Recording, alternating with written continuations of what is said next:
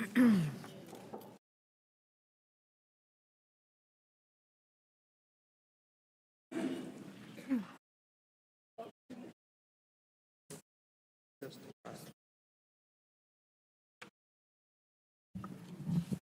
is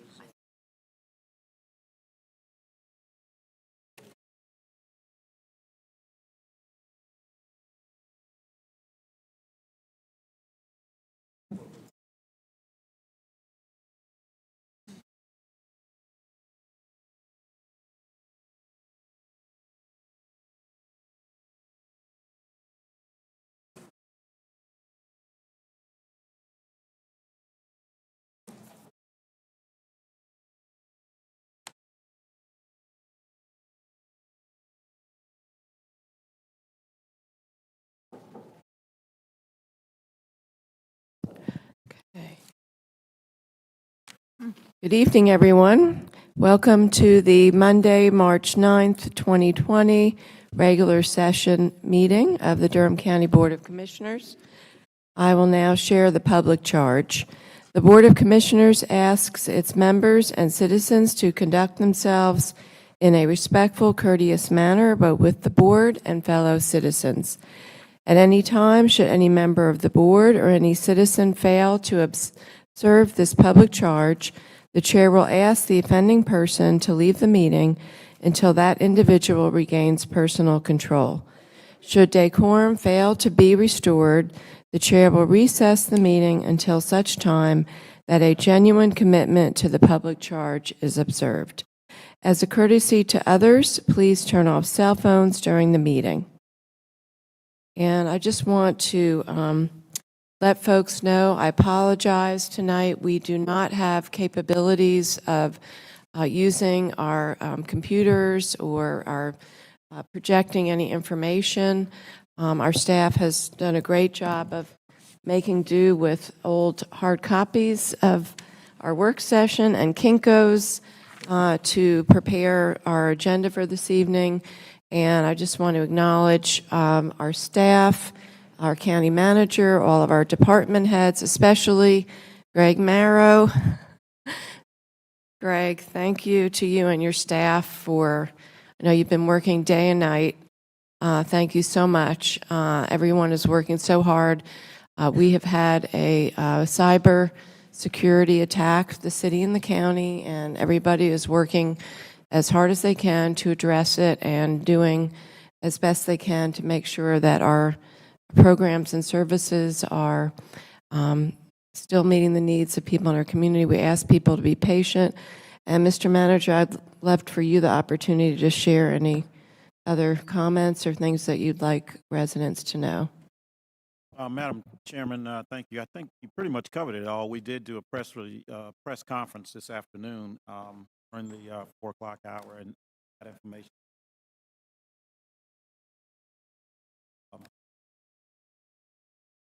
Stop.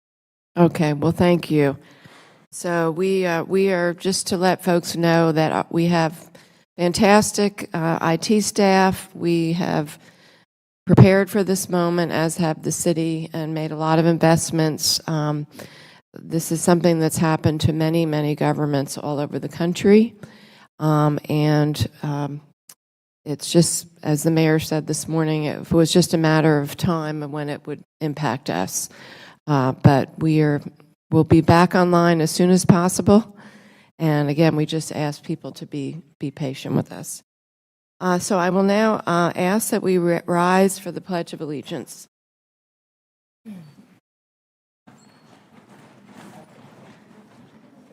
Pledge allegiance to the flag of the United States of America and to the republic for which it stands, one nation, under God, indivisible, with liberty and justice for all. Okay, are there any agenda adjustments? I know that we have, the clerk has reminded us that there is one additional consent item, item 20-0125, Durham County Utilities Development Review fee schedule that we also did discuss at our work session, but it did not make it onto this hard copy that we have in front of us. So just want to let everybody know that. We did have to push back our Durham County Aging Plan presentation that was supposed to be tonight. That will get pushed back to our next meeting since we don't have the capabilities that we really need for that. So we will now move on to the announcements. Durham County Juvenile Crime Prevention Council is requesting proposals for fiscal year 2021. The JCPC is anticipating $101,000 worth of funding from the North Carolina Department of Public Safety to fund programs that will serve delinquent and at-risk youth. We ask community partners to apply for this funding. The deadline is March 31st, 2020, and information can be found on the Criminal Justice Resource Center's website as soon as that is up and running. And so we encourage people to also come to a meeting on March 10th, tomorrow, and also on March 17th, following Tuesday, from 1 until 2:30 over at CGRC, which is at 326 East Main Street, to find out more information about how to apply for this grant funding. The grand reopening of the Bragtown Branch Library is going to be on Wednesday from noon until 2 p.m. to celebrate the reopening of this historic library at 3200 Dearborn Drive. There are also events that are scheduled starting at 10 a.m. and we encourage people to come out. We are really excited. This branch has been closed down for a while because of water damage, and I think the community has really been suffering from its closure. So I know we are really glad that this library is reopening. 2020 Golden Leaf Awards nominations are now being accepted. Do you know of a Durham property that's outstanding for its design, preservation, curb appeal, or stewardship of the natural and built environment? Nominated now for the 2020 Golden Leaf Awards. Perry and Brenda, I can think of a property that deserves nomination. So the nominations can be submitted online. They are due by 5 o'clock on Tuesday, February 13th. For more information, contact Senior Planner Kyla Seibel at 919-560-4731, extension 28271. So again, when we're up and running, we'll have this information up on our website. Discussions on stormwater management for unincorporated Durham County. Do you know what happens to stormwater, which is also rainwater, when it leaves your property? Join the Durham County Stormwater and Erosion Control Division at one of 5 public outreach meetings to learn more. You can come on next Monday, March 16th, 4 to 6 p.m. at South Regional Library. Wednesday, March 25th, 6 to 8 p.m. at North Regional Library. Saturday, March 28th, 10 to 12, 10 a.m. to 12 p.m. at the Bahama Ruritan Club. Tuesday, March 31st, 5 to 7 p.m. at East Regional Library. And Wednesday, April 1st, noon to 2 p.m. at the Fusion Room, 800 Park Offices Drive. So there are 5 different opportunities to come to community meetings, to learn about what is being proposed and to get community input. And I thank you, staff, for having so many meetings. Appreciate that. Durham Youth Work Internship Program is now seeking applicants for Durham youth ages 14 to 24 who are interested in exploring a career, earning money, gaining valuable work experience, can apply for the Youth Work Internship programs. The hourly rates for these internships are from $7.25 per hour to $12 per hour. There are job opportunities with the City of Durham, Durham County Government, Durham Public Schools, Durham Tech, North Carolina Central University, Duke Medical Center, and other local businesses. Youth, please submit an application before Friday, March 27th. Again, we'll have this up on our website, how you can apply. And you need to look for positions under Durham Youth Work Intern. You can also contact Kelly McLean Slade, the Senior Employment Program Coordinator, 919-560-4965, extension 15221. Women's Health Awareness 2020, Transforming Communities by Enhancing Women's Health. Save the date for this Women's Wellness Conference that will be on Saturday, April 4th from 8 a.m. to 5 o'clock p.m. at North Carolina Central University, the Marytown Science Center at 1900 Concord Street. There will be free health screenings, health education sessions, healthy living sessions, and other health resources. Registration is free and lunch is provided. We encourage people to register by next Monday, March 16th at www.neh.gov/WHAD. For additional information, 984-287-4414. Again, we will hopefully have this up soon, more information on our website. Any additional announcements from any board members? Okay, we have our minutes from our regular session, February 10th, 2020. Move approval. Moved by Commissioner Reckow, seconded by Commissioner Hill. All those in favor, please say aye. Aye. Aye. Any opposed? And the minutes are unanimously approved.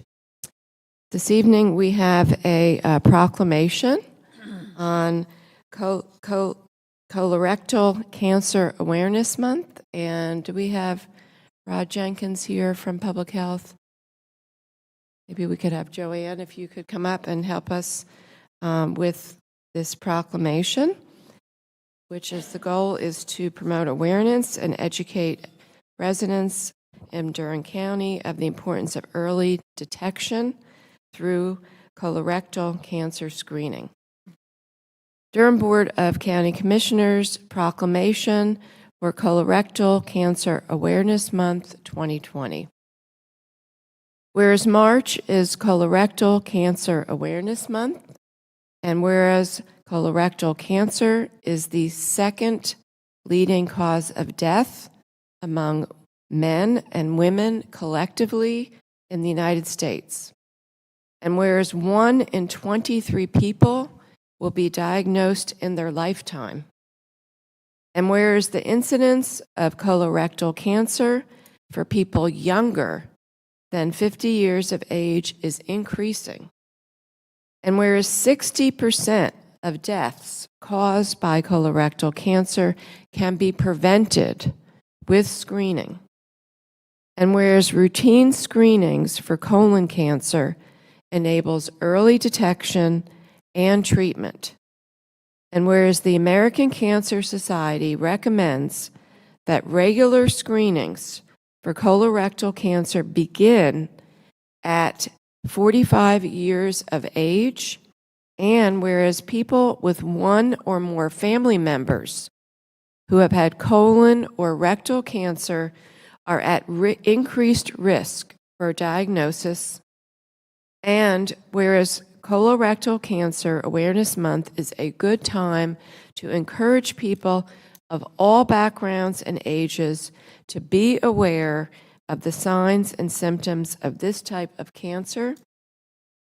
Now, therefore, be it resolved, I, Wendy Jacobs, Chair of the Durham Board of County Commissioners, and on behalf of the Durham Board of County Commissioners, do hereby proclaim the month of March 2020 is Colorectal Cancer Awareness Month in Durham County. We pause in recognition of those who have completed their battle with this disease, along with family members and advocates who continue to educate others about colorectal cancer and the research that will hopefully reveal a cure for this devastating condition in the future. This, the 9th day of March, 2020. Wendy Jacobs, Chair, Durham County Board of Commissioners. So thank you, Joanne, and thank you to Rod Jenkins, our Public Health Director, to bringing this to us and for this opportunity. And we'd love to hear more from you. Good evening, Board. Just thank you for your annual reminder to the community about colorectal cancer screening. As you've read the information in the proclamation, it's really important that folks are screened and get into treatment if necessary. So thank you very much for your commitment and support. Thank you. And Joanne, can you just tell us what resources are available to the community, either our Public Health Department, at Lincoln? Where would people go to get help? What's really important to visit the Public Health website when it's fully operational, up and running. Certainly the Center for Disease Control and Prevention, and also the North Carolina State Health Department. You can find information there. Your local medical provider and our other medical providers in the community to get additional information and screening. Okay, thank you so much. Any other comments or questions from commissioners?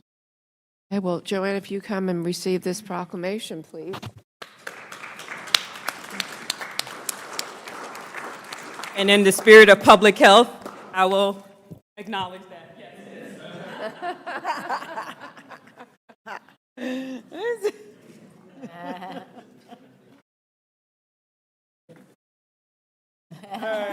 Oh, Joanne.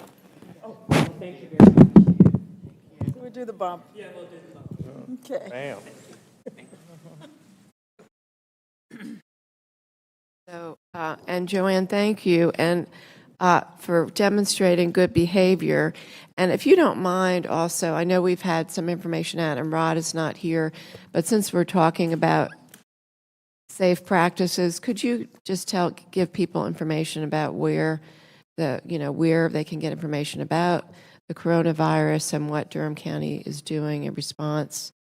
Absolutely, and the health director was called away on another matter. However, many have heard about the coronavirus, and also known as COVID-19, so COVID-19. And so certainly you can visit the public health's website, the main website, when we're up and running, but not to worry because the state's website is up and running. And you can also look and identify in the CDC, the Center for Disease Control and Prevention. And the main piece is that hand washing is critically important. It's not a new thing, but it's really important. And really using hand sanitizer to just ensure that we're not, touching our face and different areas of our body where we can get infected. Also, just, read the guidances and just practice, just be careful in terms of distancing, but just read the information that's on there and just stay alert and monitoring the situation.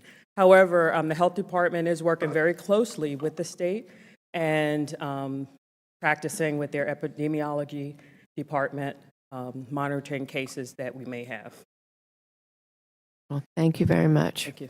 Thank you. Okay, we're going to move on to our consent agenda, and there are some items that people want to speak on, so I want to make note of those items. To pull 20-0017,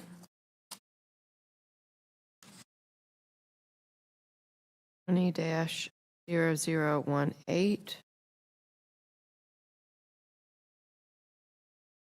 20-094, and 20-0048. Pull 20-0080. Okay, and 20-0080. Okay, so that leaves 20 dash, Oh, why don't we make a motion to approve the ones that weren't named? okay. So moved. Seconds. Okay, moved by Commissioner Reckow, seconded by Commissioner Carter. All those in favor, please say aye. Aye. Aye. Any opposed? And those items are unanimously approved. I just wanted to call attention, again, we talked about this during the work session, but really wanted to applaud our engineering staff for saving the county. I think basically, was it close to $50,000 or $40,000 with the energy contract, saving energy on the main library? That's yearly, Right, per year. per year. So I want to applaud our staff for that. And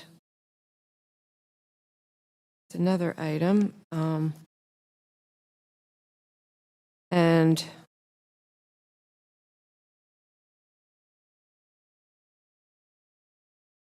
guess was the conservation easement was not in this one?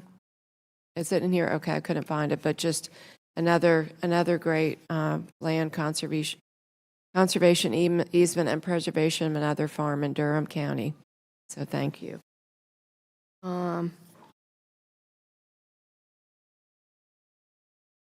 Okay, so now we will go to the pulled items, and we have a number of people to speak on 20-0117, which is just to read, make sure the Memorandum of Understanding in support of continued development of the Greater Triangle Commuter Rail. And if I call your name, please come up to speak and state your name and address, and you have 3 minutes to speak. First, we have Jacqueline Wagstaff, followed by Antonio Jones.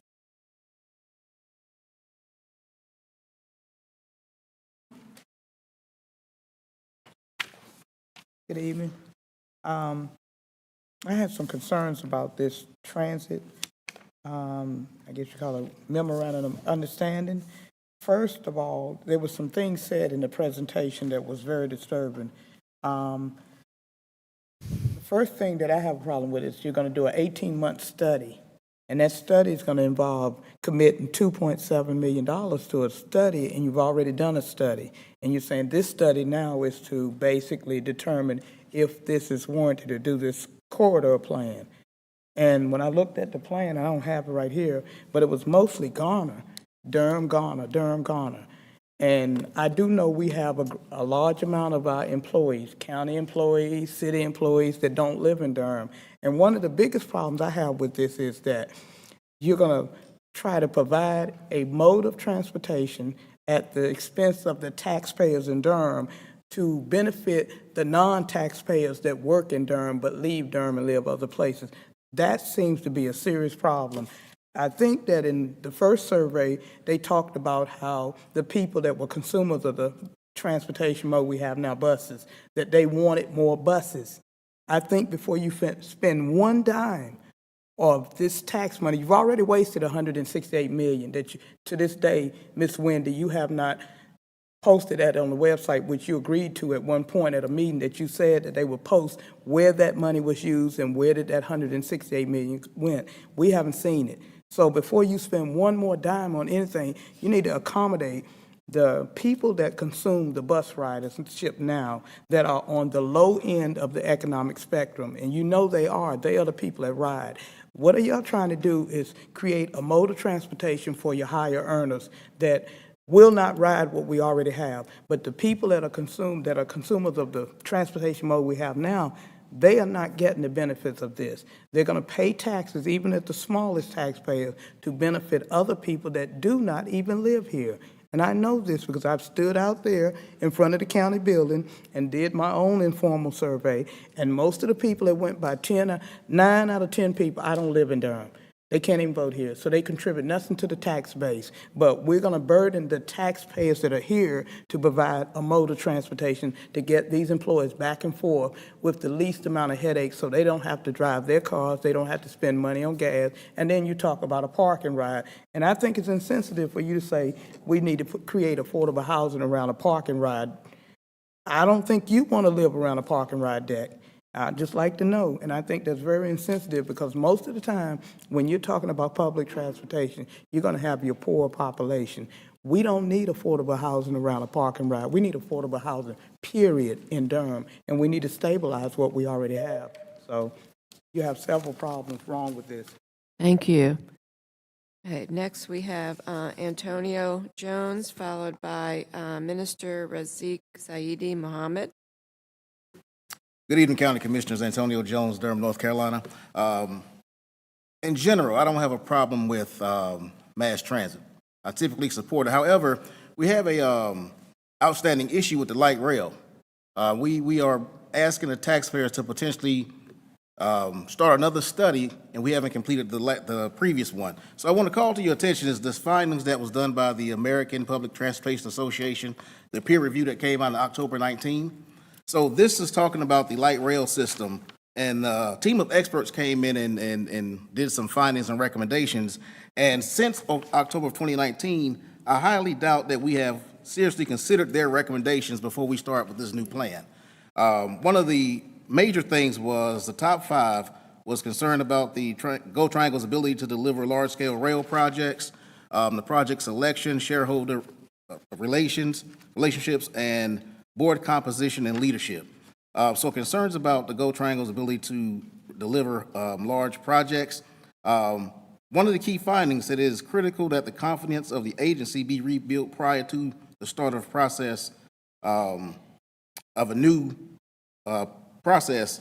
So since October 2019, I highly doubt the confidence of an agency increased that much that the community feels comfortable with Go Triangle. The second thing is the project selection.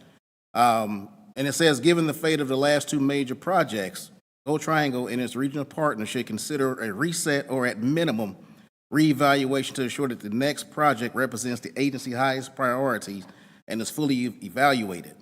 Once again, since October 19, I'm not sure if that project selection has been fully vetted. Shareholder relationships, and this is the key thing. It says a matrix should be developed for tracking shareholders, stakeholder support, risk, and pivotal decisions, and a timeline. I don't think I've seen that since October of 2019. And the key thing, the board composition and leadership. Most importantly, a board should bring a healthy skepticism and dispassion that enables them to ask hard questions and, when warranted, hit the stop button if it's required.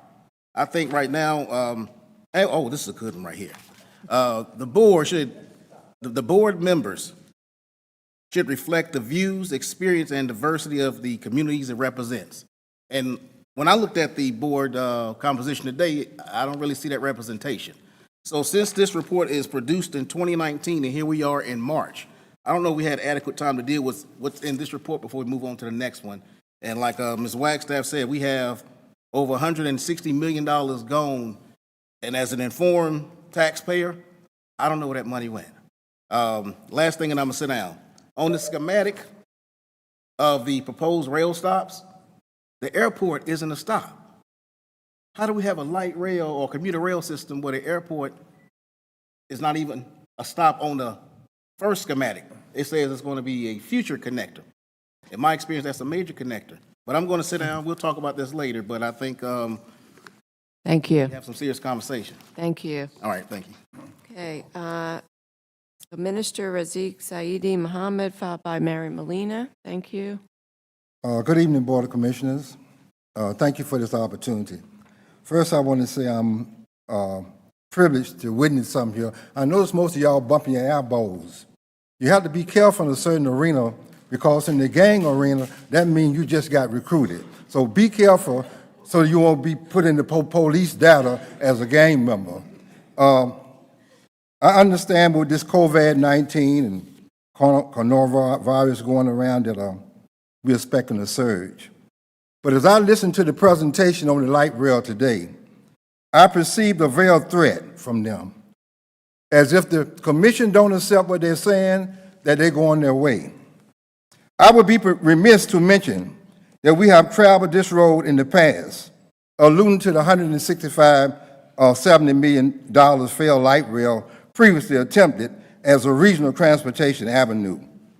However, relative to community engagement, there is a reluctancy in the community.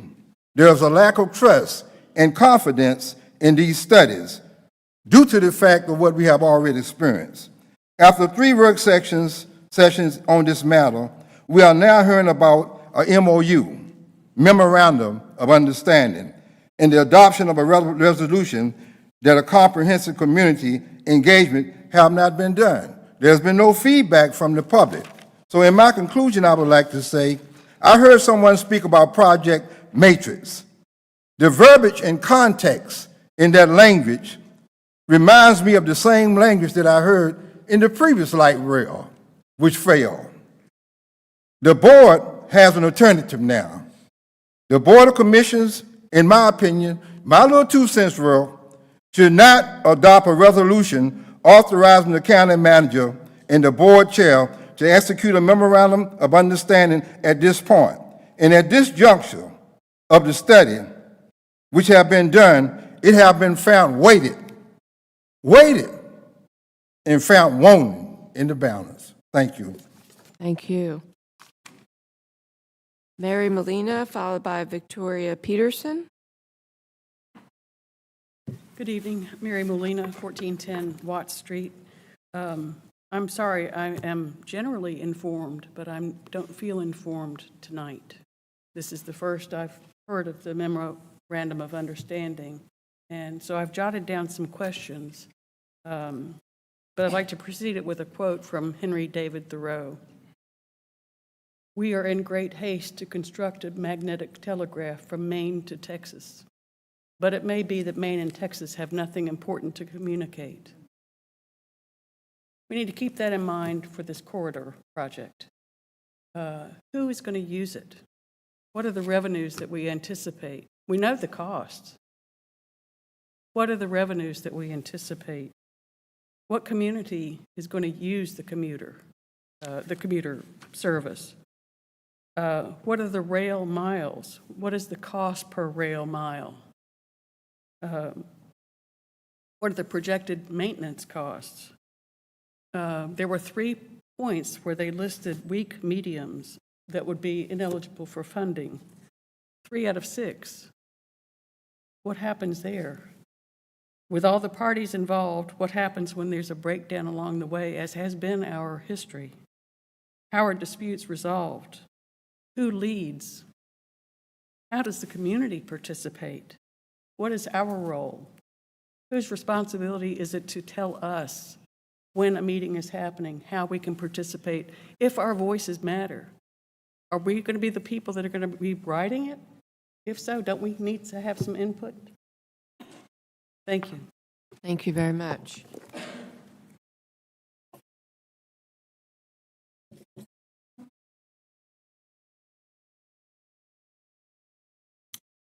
Hi, Mrs. Peterson.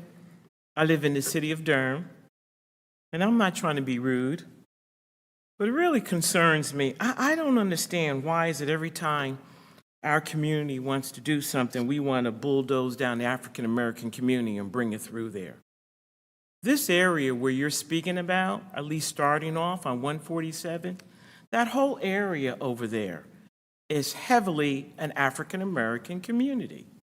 This is the first time I'm even hearing that you're even having a meeting. I wake up to a train at night, either 3 to 4 or 5 o'clock. You're right, it goes through every night and during the day. And Miss Wendy, no one wants to constantly be woken up with trains, and now you want to put a light rail running on the side of 147 where we already have a traffic problem out there, plus every time there's crime going on down in some of our areas, we have a District 4 is way out there on 147. When they come through the city with their alarms, with their sirens constantly going on, then you have your emergency, and thank God for all of them, but when you live in the African-American community, high African-American community, where we have a variety of different issues, we don't need another light rail coming through our community again. And when I looked at the picture, I also had some concerns about them actually really showing the light rail with 147. So I'm hoping that we have some meetings. If this is what the African American community wants to put over there on that side of town, over by Alston Avenue, because that's where we're speaking about, how it's going to run through, well, then there needs to be some meetings, some community meetings. There needs to be some voting. And I'm concerned also, where are the African Americans on these projects? Every time I come here, and I'm not trying to beat up on the county, but if monies are being paid, can we at least try to make sure that some African Americans are part of these projects and that they're getting paid also, even though maybe when it's all said and done, the program is thrown out? But at least we know that there were some African Americans that received some of the dollars, some of the tax monies that are being generated. And this is, I've been here before, and I don't see any African Americans sitting at these tables getting paychecks. I'm not talking about the folks volunteering. And also, where was the city at today? I didn't see any city representative on this project. Don't we have any city folks that's also on this project? I just need But to wrap anyway, up your thank you comments. very much. Thank you. But right now, I say no. And thank you. I I say just no. want to clarify, this is not a light rail along 147. It's actually using what the train tracks that exist now. It's the same tracks. I just want to, It's just coming adding, down on 147. That's what I'm trying to say. You can call it whatever you want, and I'm not trying to be rude, Yeah. but it's coming down on 147. Am I correct? The wherever the existing train is train is today, right. It wherever comes the down on existing- 147. Okay. Because I hear it every I night. just want to I hear the clarify. trains. Okay, thank you. All right, so we now have item 20-0118. We have, let's see, two people signed up to speak on this item. This is on the Durham Transit Tax Annual Work Plan Amendment, next phase of Greater Triangle Commuter Rail Study. First, we have Victoria Peterson and then Waldo Fenner to speak on this item. So you're back up, Ms. Peterson. Thank you.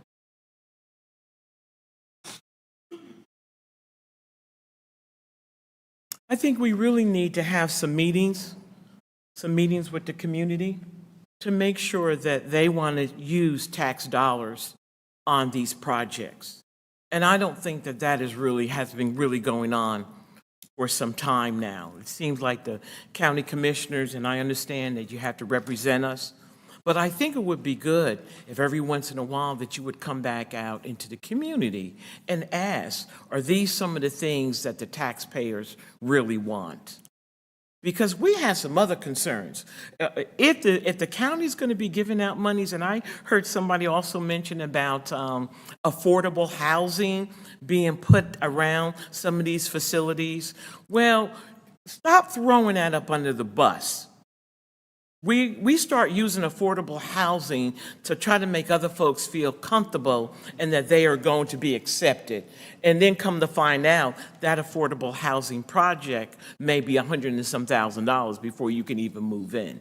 And that is not affordable housing. So I'm just a little concerned about continuing to use tax dollars on projects that really are not really helping the community. And I just think that the county needs to do a little bit more better in reaching out to the citizens and really asking, leave out of here sometimes.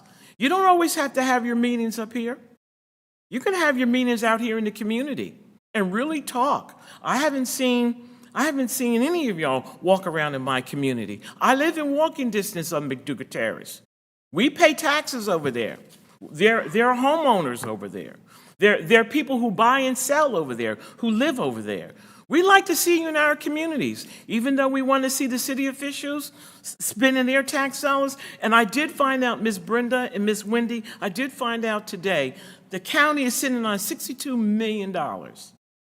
$62 million. But you don't want to help McDougall Terrace. Thank you. Okay, and next we have Waldo Fenner.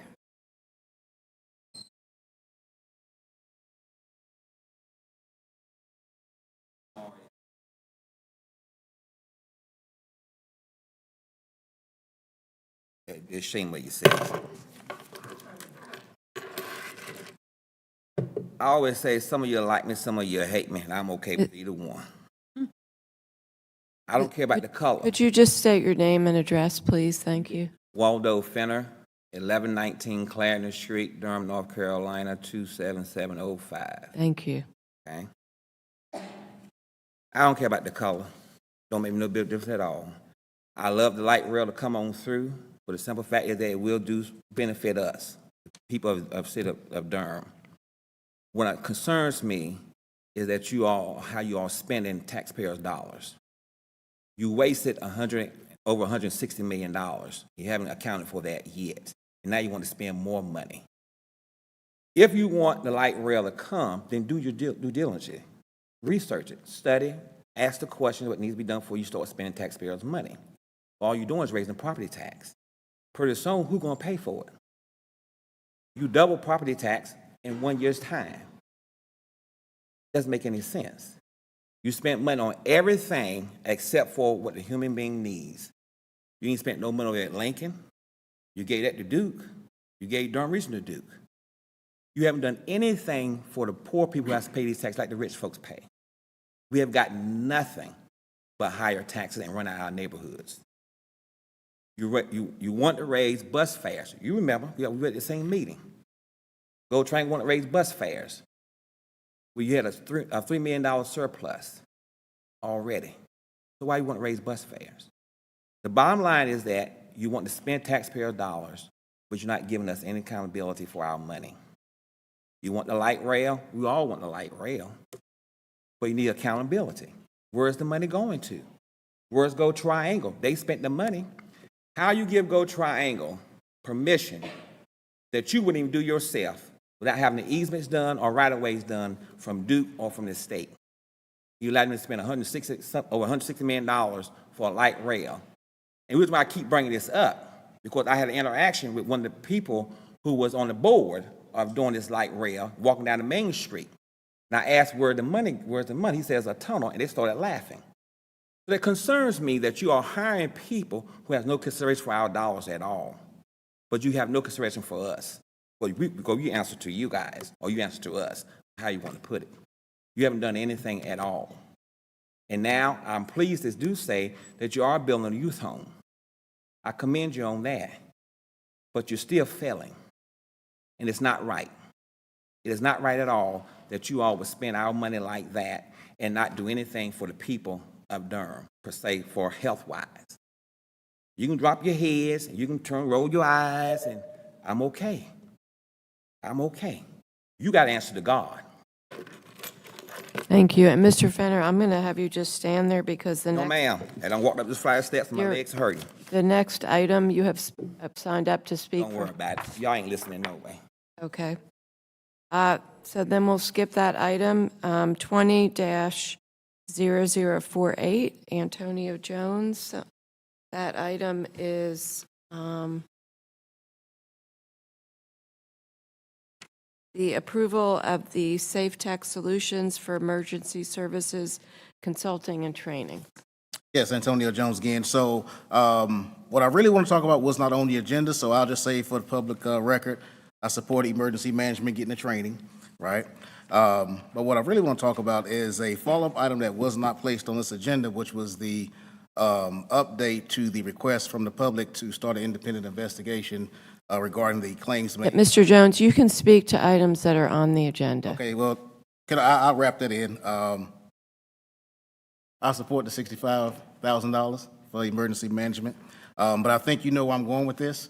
So what I'll do is I'll send you another email request as a public record, because the public will not forget. All right? So either I can do it now or do it via email. Either way, I want to be on public record that we will not forget, and we are still asking for a follow-up for our request. And thank you. Is that sufficient? Thank you. Should I continue, or is that sufficient? We are following up. Or we ask for a public follow-up, like what's the timelines? I think that's what was promised back to us. So either way, that's what I wanted. We're dealing with our consent agenda item, Okay. Mr. Jones. Thank you. All right, so I'll send that via email. Okay, we have item 20-0088, and E.L. Allison has signed up to speak on this item. This is a budget ordinance amendment to recognize $75,000 and $75,098 for program integrity incentive funds for increased funding for continuing education classes and equipment for e-learning.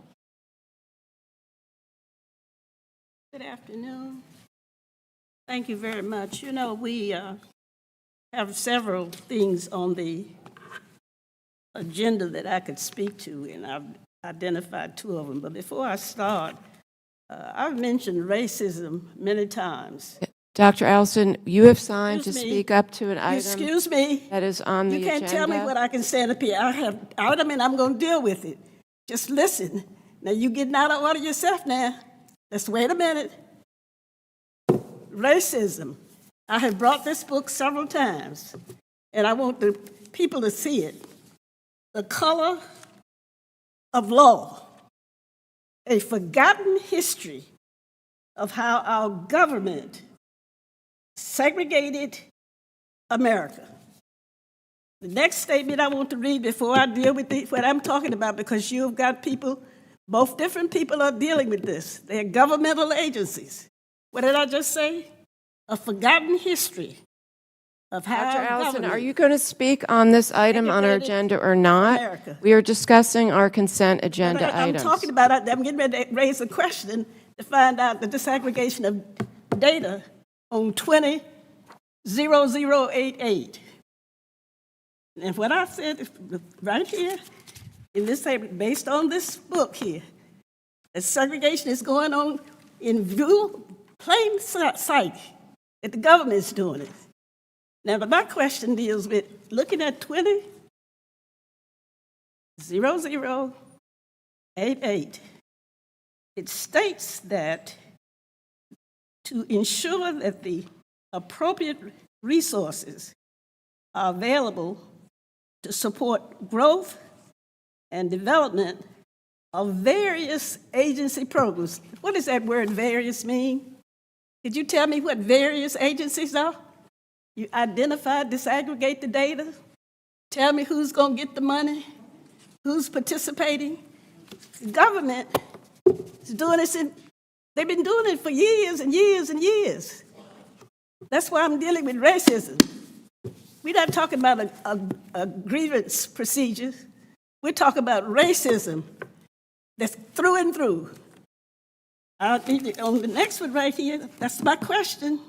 Various agency programs. I want to know the disaggregated information. Who's getting the money? Who's getting the services? What's going on?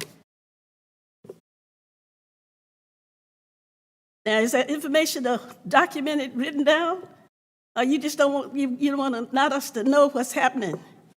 So you all can sit there and make decisions and put it on what we call the consent agenda, and people who are listening don't even know what you're talking about. Do I do my next one here? Lincoln Community Health Center.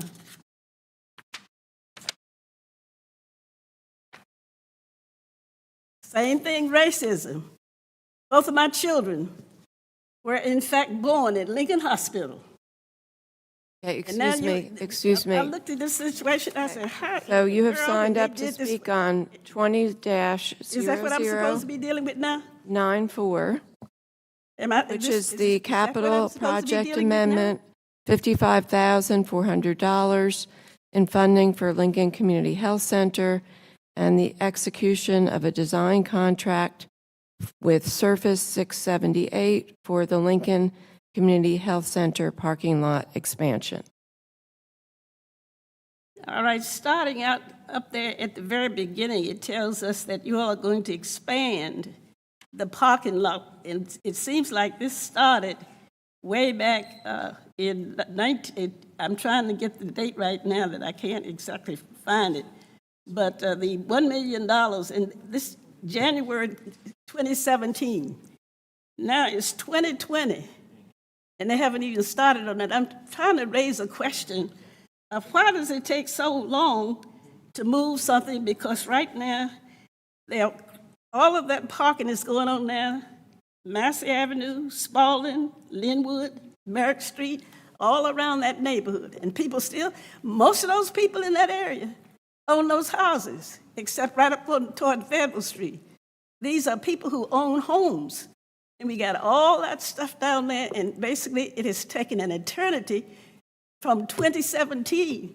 And I'm trying to find out where's the racism in the decisions that were made. Because it wouldn't happen over there near Duke.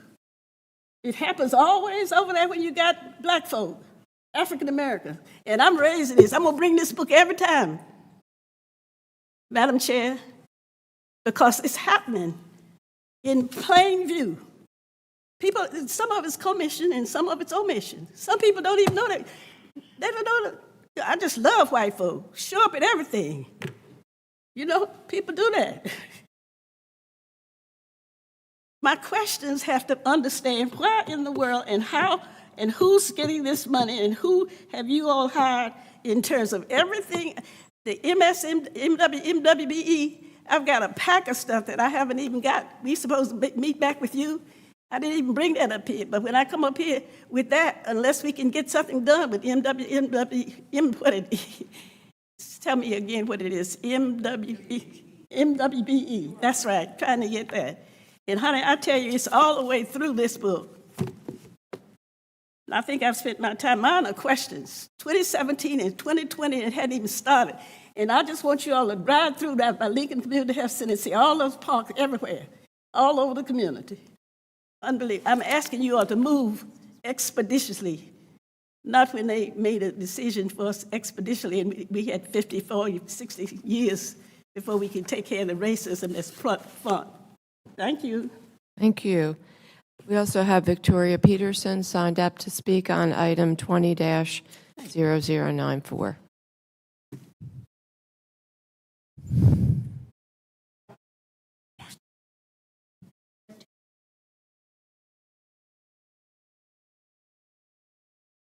I just want to share a little bit of, there really is a serious problem over there with Lincoln. I live on Ridgeway.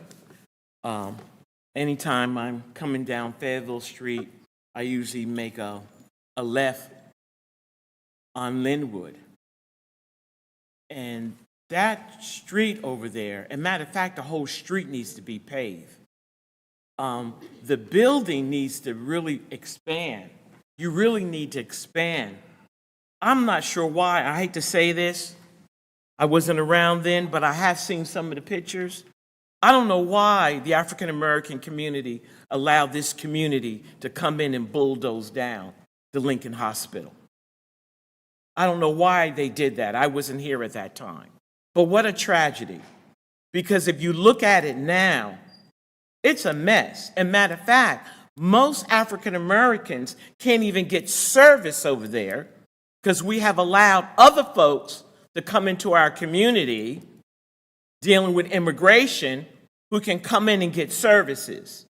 I have actually heard older black women who have been in Durham for a long time trying to get services from the social services, from food stamps and other services, even from Lincoln. So I don't know when our county commissioners I don't know when you folks I don't know when was the last time, as a group, you just dropped over there.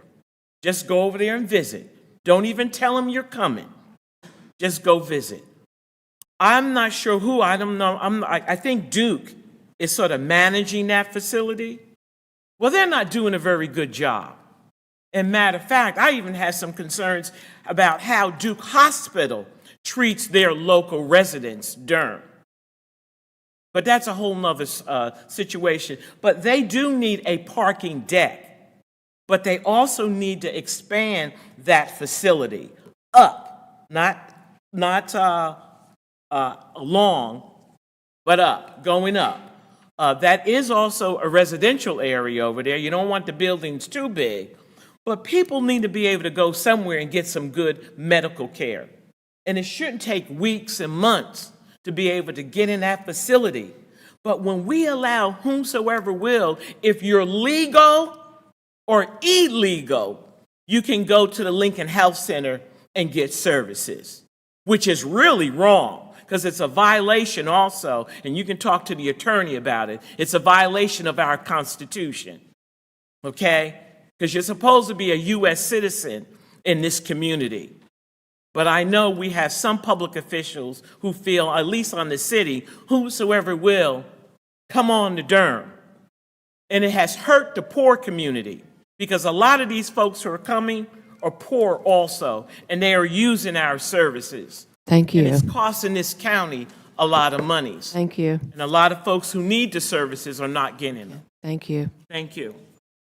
Okay, so Commissioners, we have the items remaining on our agenda for approval, 20-0017, 20-0018, 20-0094, 20-0048, 20-0080. Madam Chair, I just wanted to respond to some of the citizen comments.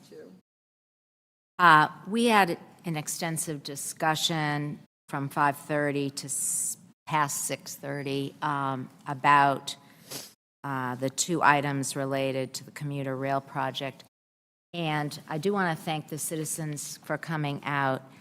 But most of the issues you've raised will be addressed during the work that will be undertaken in this phase. What we're still doing is determining whether this project will be good for Durham, whether it will improve mobility sufficiently that we should invest the funds. And this upcoming phase, what we did last year was a real quick and low-cost study to understand whether it looked like it might be feasible. And we got back data that said, yes, there's one major alignment that didn't rate low medium, it rated medium, and that qualifies, and another possible one. It's those two that are being brought forward. And with the study that we would commission with the upcoming work, that's when they're really going to bore in, go into the details, work closely with all the partners, and determine whether we should proceed. During this 18 months, there'll be lots of community engagement, community meetings, lots of opportunity for our citizens to comment and provide feedback. And so I appreciate the interest because we'll want you to stay engaged, provide input. The bottom line is after this work, then we will decide, do we go forward or not? The feeling is there's enough evidence that it will move people more quickly, more efficiently than our current bus or even driving. It will be better than driving between the two, between Durham and RTP or Durham and Raleigh, that it's worth further study. But As I said during the work session, if you have a ladder with 8 rungs, we're on rung 1 now. This takes us to rung 2. But then on the timeline, there's a gap. That gap is there would be a serious decision point where, as a community, we decide, do we go to rung 3? So I just want to say that I appreciate the concern. I have concerns. I really do. But I think this next step will help to answer those concerns. So I want to thank you for coming out tonight. Commissioner Howerton? So I addressed quite a few concerns during our session at 5:30, and around this, I do have, and I talked about Go Triangle and the fact that there hasn't been an accounting to the community for the monies that have already spent. And I was answered in a way that I'm still not sure that is handled, but there needs to be an accounting to the community to let them know what's happening, why we should trust you again to do this work. And I was told that there would be something put together to at least give the community some assurance that we're not going down that rabbit hole again. And this is, as Ellen just said, it is a research and the community, for the community to be involved in the next part of this phase of this.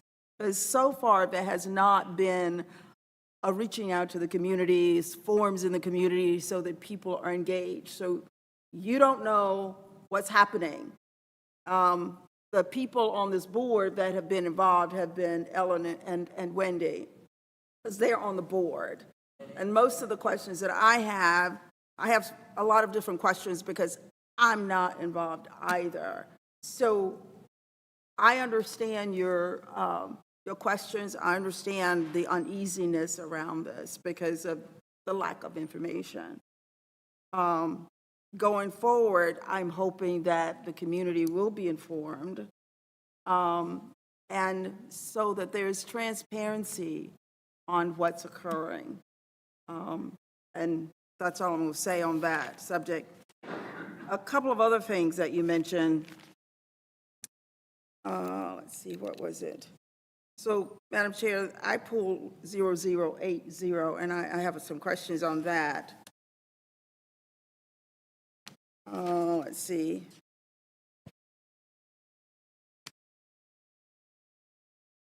The other one was, Dr. Allison talked about the Lincoln Community Health Center and the parking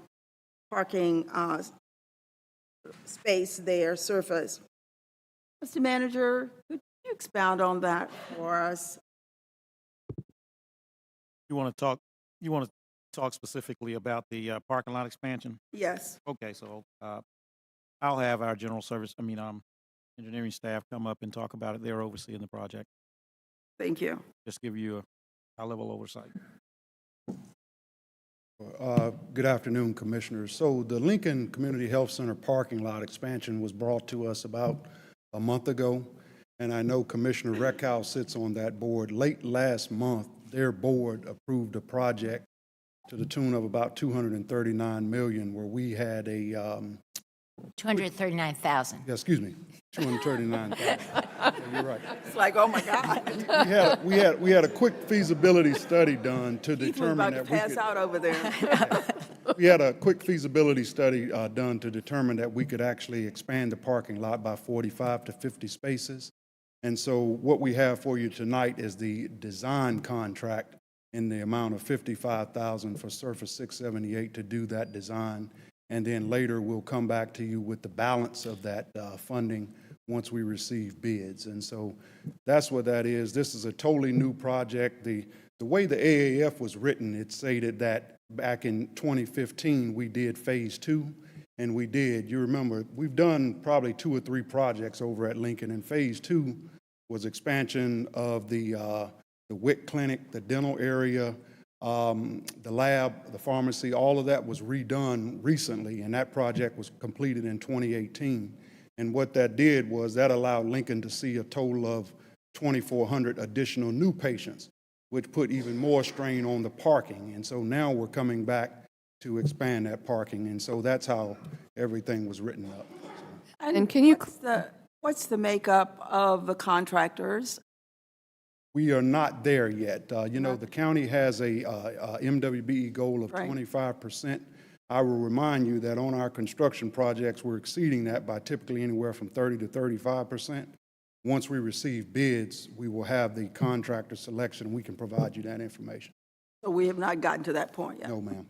Okay. and can you also clarify that this is not extending into the neighborhood? This is just making better use of the actual footprint of the parking area? That is correct. This is the area up closest toward Fayetteville Street, and it is using what's in the existing footprint of the county-owned property.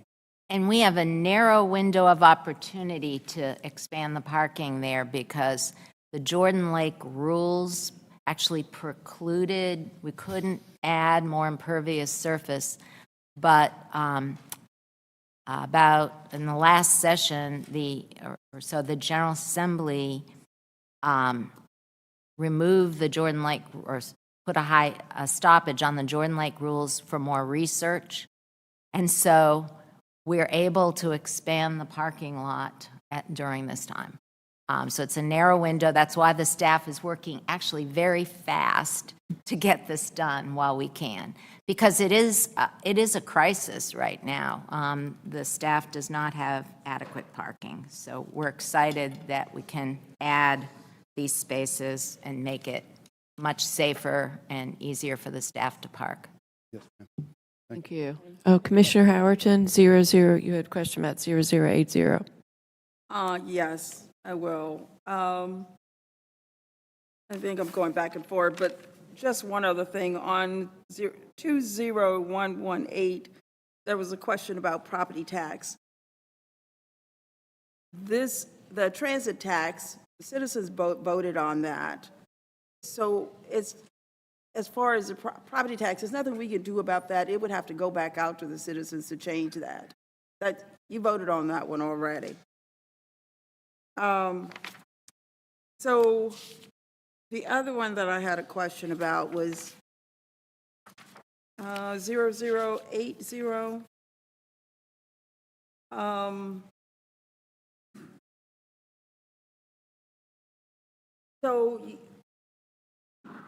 So currently we have 115 pumps that have failed. And can you talk about why they have failed? We have 115 pumps total, not 115 pumps. Okay, 115 total, okay. Yes. So that's why I need some clarity on that one. Yes, ma'am. It was broke down in the next paragraph that there was, I think, a total of 7 pumps have been repaired this year, which has, took up all the budget that was already approved. So that's why we're needing to amend the budget for that contract to get us to the rest of this fiscal year.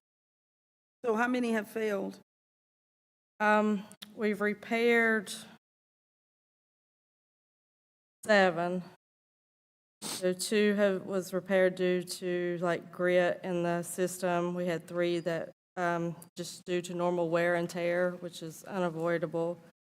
And then we had the 2 largest ones is the ones that cost total of $46,000 just to repair 2 of them. So the majority of the cause for them to fail is just wear and tear? A lot of it is just wear and tear. A lot of these pumps was put in the system, some of these larger ones 20 years ago when a new wastewater plant was built. So just over time, this is happening. What's the average usage time? Well, the larger 200 horsepower pumps, we can get maybe 15 years out of them. Some of the smaller ones, it just depends. I mean, at some of our pump stations, they may last a year, they may last 5 years. It's kind of hard to tell. And the cost per pump? For the 200 horsepower pumps, when we buy those new, those are $100,000 apiece.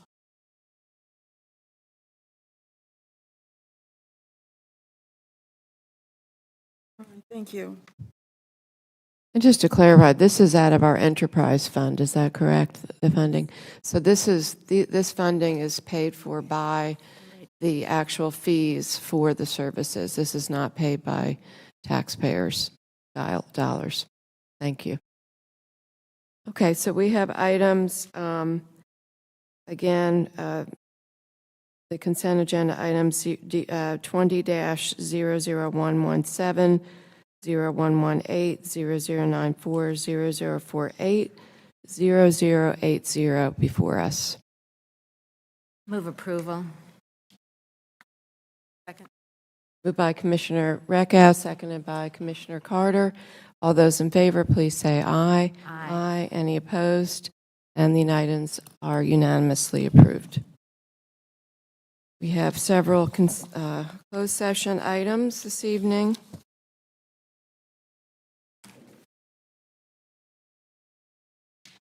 The board is requested to adjourn into closed session for the following: to consult with an attorney employed or retained by the public body in order to preserve the attorney-client privilege between the attorney and the public body, which privilege is hereby acknowledged pursuant to General Statute 143-318.11a3, to consider the qualifications, competence, performance, character, fitness, conditions of appointment, or conditions of initial employment of an individual public officer or employee or prospective public officer or employee, or to hear or investigate a complaint, charge, or grievance by or against individual public officer or employee pursuant to General Statute 143-318.11a6, to prevent the disclosure that is privileged or confidential pursuant to the law of this state or the United States, or not considered a public record within the meaning of the chapter of the general statutes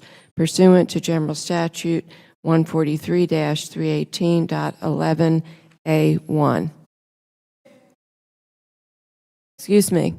We have 3 closed session items before us. I move approval. Moved by Commissioner Reckow, seconded by Commissioner Carter. All those in favor, please say aye. Aye. Any opposed? We are unanimously adjourned to closed session. We're adjourned to closed session.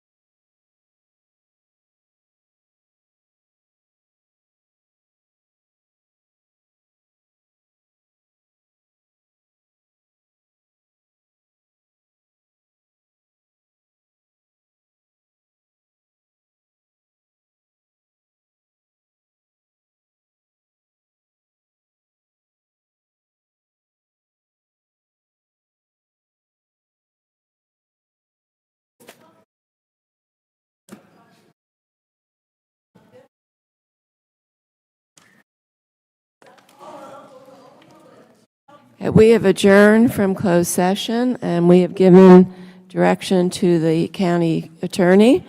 Entertain a motion to adjourn. So moved. Second. Moved by Commissioner Carter, seconded by Commissioner Reckow. All those in favor, please say aye. Aye. Any opposed? We're unanimously adjourned.